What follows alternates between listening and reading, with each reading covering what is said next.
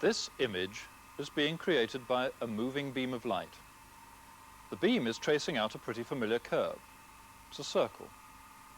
But what happens if I change things a bit, like this? The new image looks like an ellipse. This image could be a parabola. And if I change things again, I get a two-part image. Couldn't this be a hyperbola? Well, we're going to explain exactly how those images were produced a bit later in the program. But we'll begin by concentrating on the images themselves.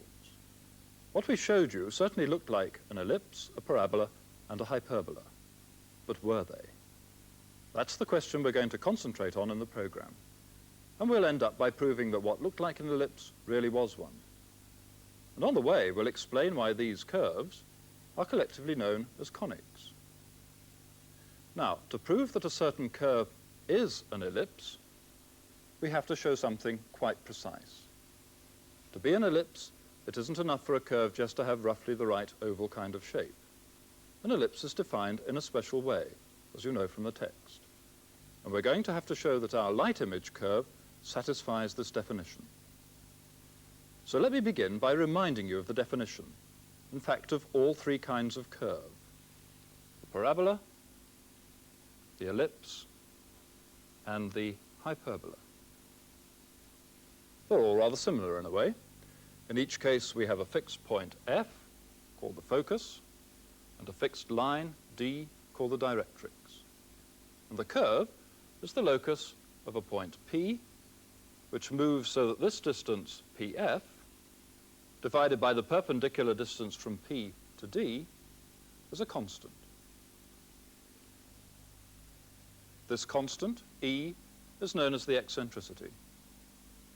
And what distinguishes between the different cases is the range of values that the eccentricity can take.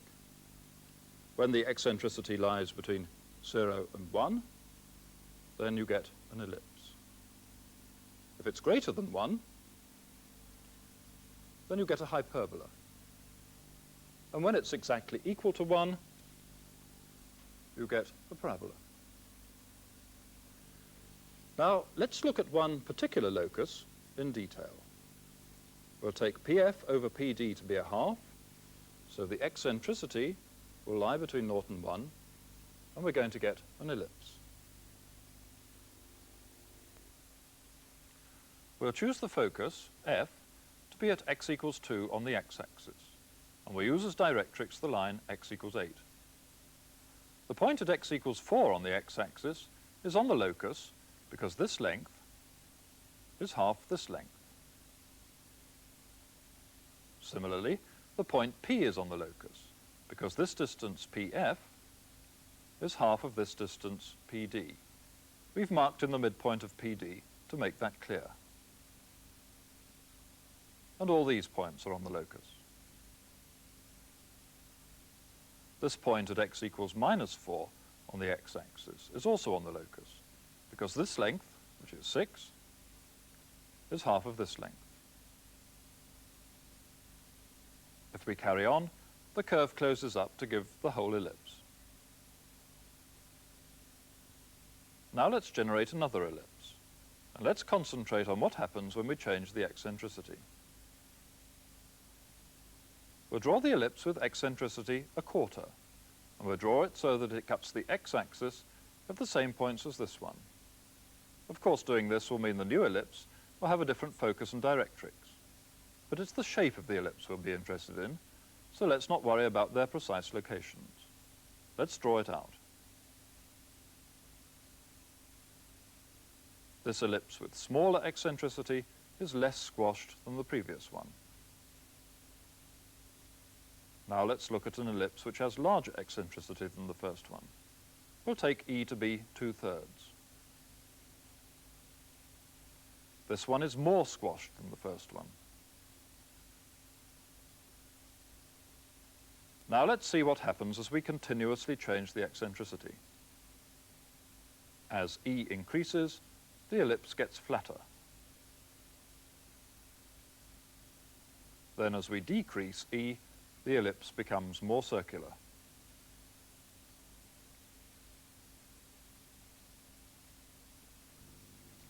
So that shows how the eccentricity changes the shape. But there's another thing that we can see from this ellipse. Because the ellipse is symmetric, then this point, f dashed, and this line, d dashed, form another focus directrix pair, which also generate the ellipse. But we must remember that this focus goes with this directrix, and this focus goes with this directrix. Because this property applies to all ellipses, we say that the ellipse has two foci and two directrices. Now let's investigate the hyperbola in the same way that we looked at the ellipse. We'll begin by drawing out the locus of a point. And then we'll see what happens as we vary the eccentricity.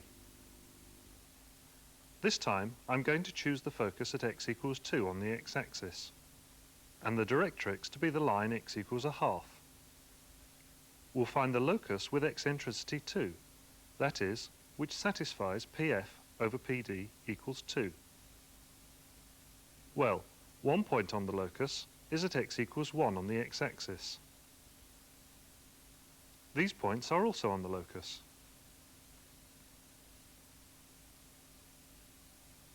But wait a minute, have we really finished? There's actually another point on the x-axis which satisfies pf over pd equals 2. Look at the point x equals minus 1. Pf is this length, that's 3. And pd is this, 1.5. So pf is twice pd, and so x equals minus 1 is on the locus. And so there'll be another part of the curve passing through this point.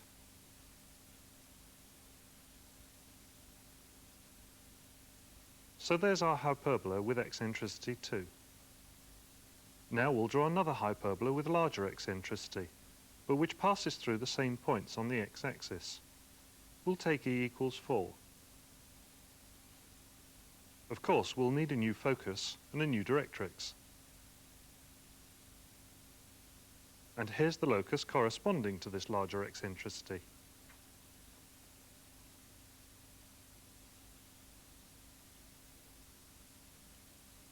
Now let's do one with smaller eccentricity, say root 2.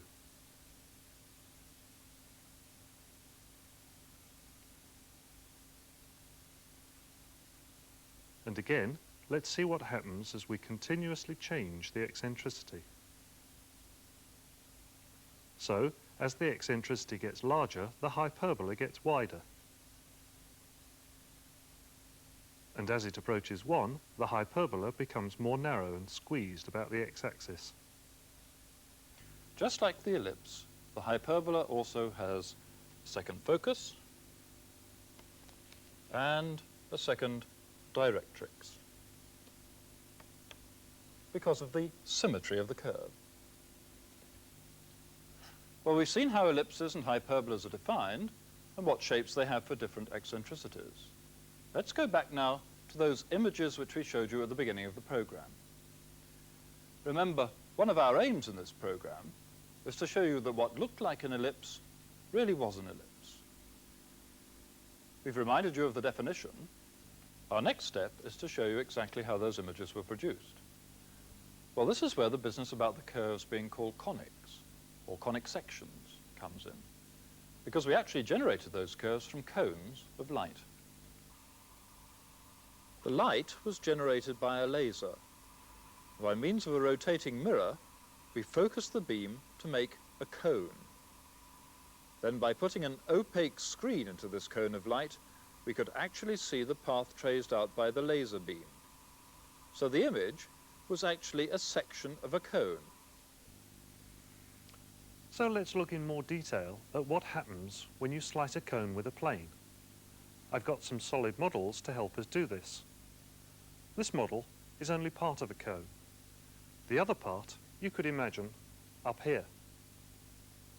But in fact we don't need it now because this plane only intersects this part of the cone. So the curve of intersection round here is all in one closed piece. Let's take the top off and see the curve of intersection.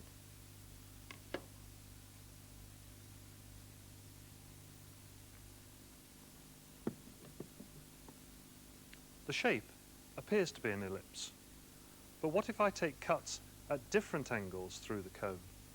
Am I always going to get shapes which appear to be ellipses? Well, let's look at things systematically and begin with the simplest situation. Here I've rearranged things slightly. This cone is complete and I've got it on its side. Of course, you have to imagine that both halves extend indefinitely.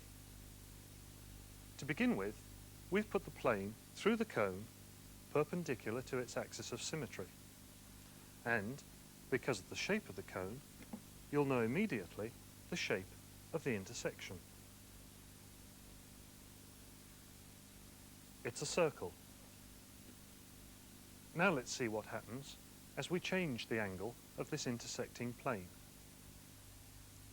In the top half of your picture is the cone with the intersecting plane passing through it. And in the bottom half is the shape that is cut out by the intersecting plane.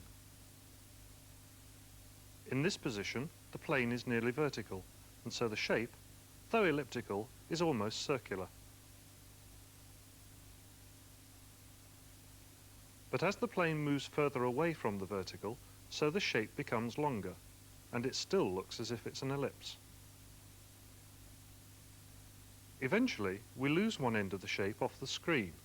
Of course, the cone really continues indefinitely on either side of the screen. The plane is still cutting just one half of the cone, and so the shape is still in one piece. It's still an ellipse.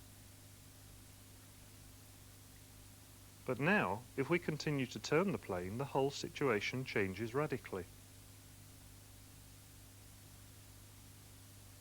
The plane now intersects the left part of the cone as well as the right part, and the curve is no longer in one piece.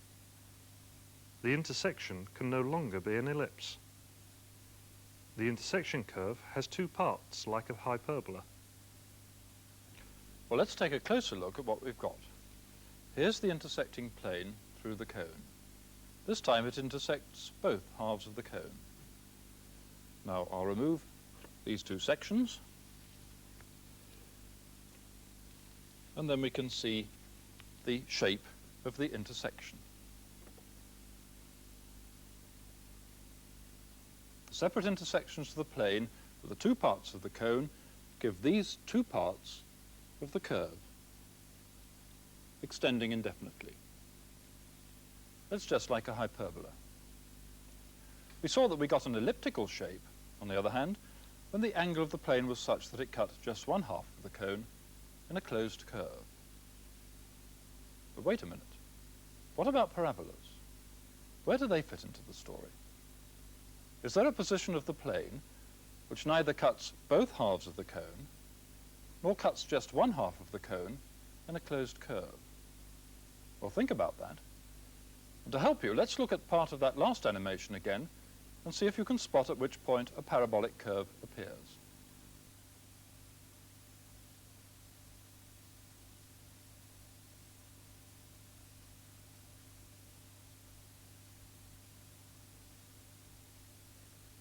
Here it's an ellipse. The plane cuts only one half of the cone. And here it's a hyperbola. It cuts both halves. But what about here, where the plane is parallel to an edge of the cone? It certainly only cuts one half, but the curve of intersection extends indefinitely to the right. So there's one special angle of the plane where it's parallel to an edge of the cone. When it's in that position, it cuts just one half of the cone in this curve, which never closes up. So that's where the parabolic curve appears. So intersecting a cone with a plane at varying angles produces these familiar-looking shapes. But what we haven't done is prove that each of these curves really is a parabola, a hyperbola, or an ellipse, as the case may be. And that's what we're going to do now for the case of the ellipse. We'll have to use the definition of an ellipse, and we'll have to apply it in this situation. Now, what distinguishes this configuration from the others? It's that the angle of inclination of the plane, the angle alpha, is smaller than the base angle of the cone. That's beta. In fact, these two angles, which are fixed for a given configuration of the plane and the cone, play an important part in the proof, as you'll see. In order to use the definition, we'll need to show that each point on the curve satisfies the focus directrix property. But where's the focus? And where's the directrix? Now there's actually a delightfully simple way of finding them, but you'd never be expected to think of it for yourself.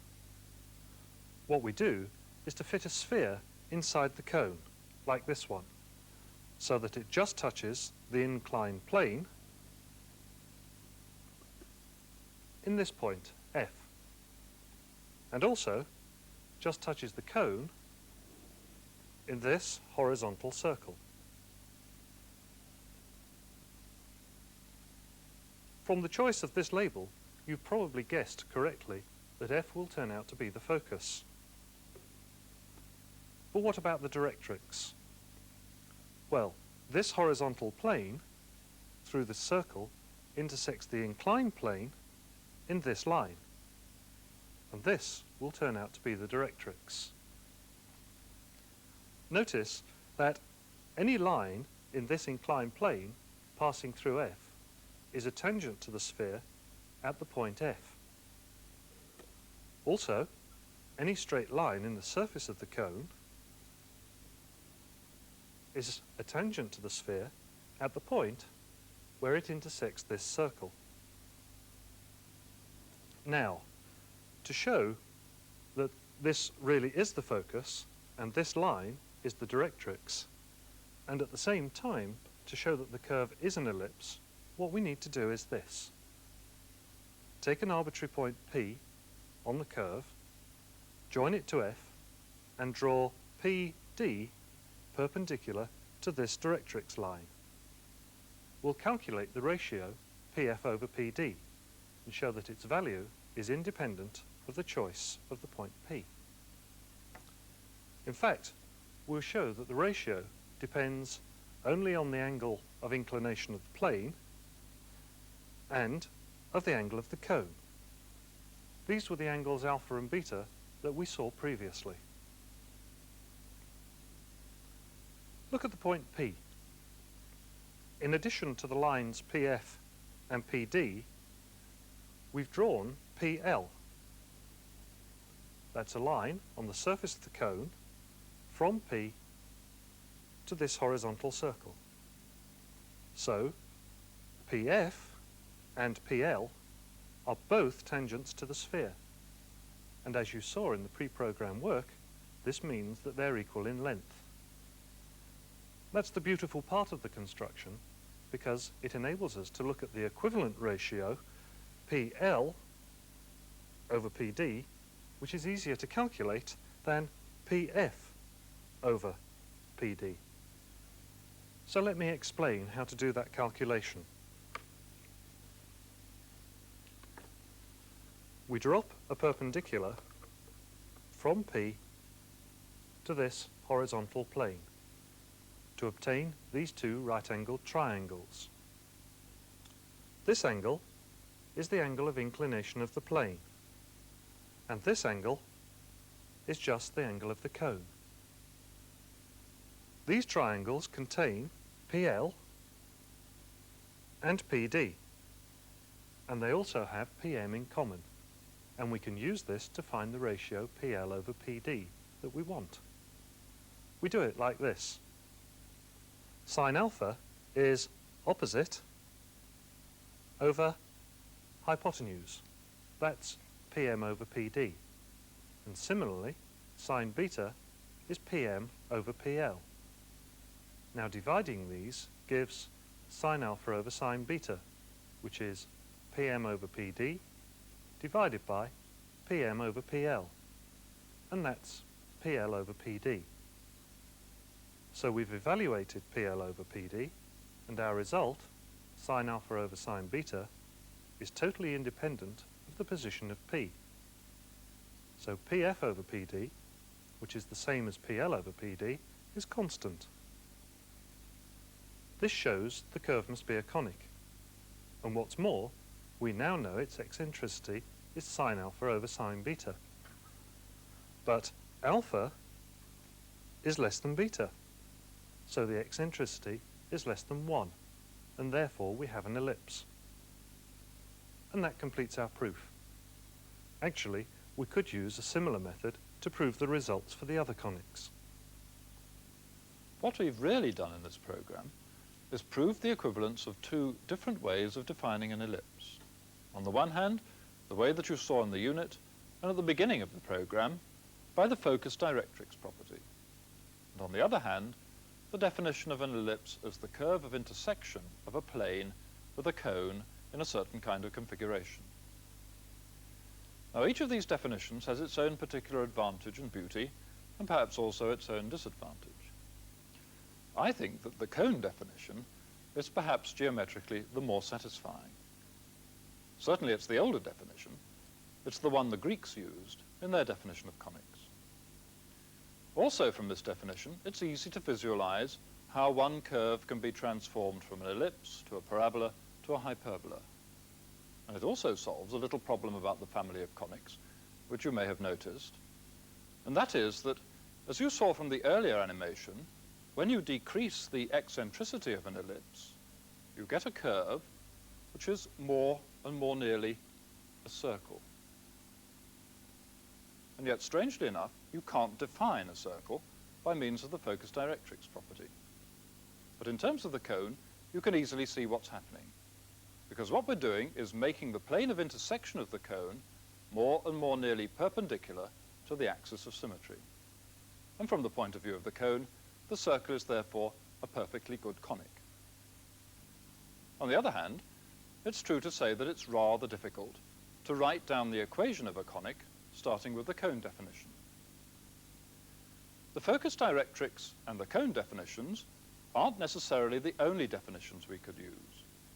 If we go back to thinking about the focus directrix property, it actually does suggest other kinds of definition which may lead to the same curves, or could possibly lead to other interesting curves.